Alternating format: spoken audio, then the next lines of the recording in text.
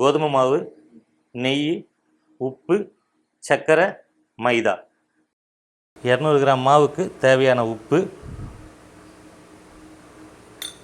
அதுக்கு தேவையான சர்க்கரை, தேவைக்கேற்ப தண்ணி,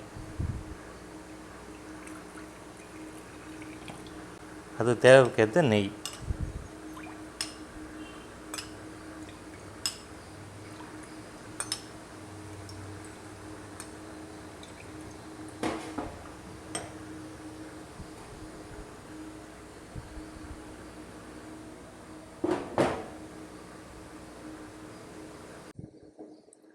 சப்பாத்தி டைட்டாக பிணைஞ்சால் ரொம்ப ஹார்டாக இருக்கும். சப்பாத்தி சாப்பிட ரொம்ப கஷ்டமாக இருக்கும்.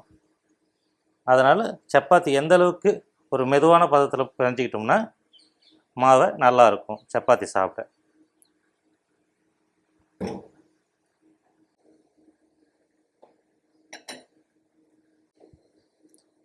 கையில் ஒட்டாமல் இருக்கிறதுக்கு லைட்டாக மேலே நெய்.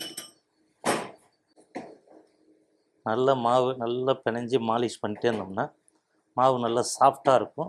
இப்போ சப்பாத்தி தேய்க்கும் போது ரொம்ப ஃப்ரீயாக இருக்கும், தேய்க்கிறதுக்கு ஈஸியாகவும் இருக்கும். மாவு பிணைஞ்சாச்சு. இப்போ ஒரு 10லேருந்து 15 நிமிஷம் மாவு ஊறணும். ஊறின பிறகு சப்பாத்தி உருண்டை பிடிச்சி தேய்ச்சோம்னா நல்லாயிருக்கும். பிணைஞ்ச மாவு 15 நிமிஷம் ஊறியாச்சு. இப்போ எடுத்து உருண்டை பிடிச்சிட்டு அப்புறம் சப்பாத்தி தேய்ச்சி வாட்ட வேண்டியது தான் வேலை.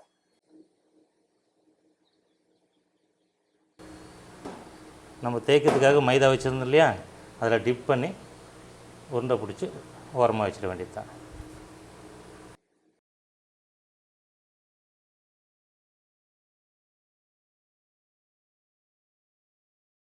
இந்த பதத்துக்கு லைட்டாக மைதா மேல் மாவு போட்டுட்டு தேய்ச்சோம்னா சாஃப்டாக இருக்கும்.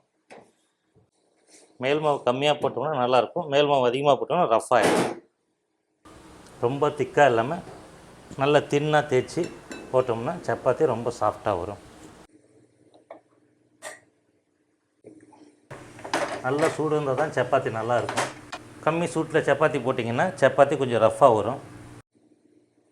எந்த அளவுக்கு சப்பாத்தி மேலே மேல் மாவு இல்லாமல் இருக்கோ அந்தளவுக்கு நல்லாயிருக்கும் சப்பாத்தி. அதே மாதிரி சப்பாத்தி வாட்டும் போது எண்ணெய் ஊற்றக்கூடாது.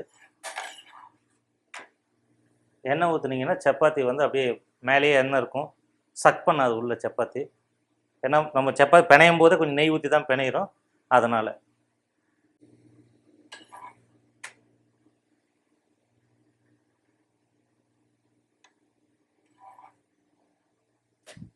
ஒரு சப்பாத்தி போடும்போது அடுத்து துடைச்சிட்டு தான் போடணும். அப்படியே போட்டிங்கன்னா கருப்பாக வரும்.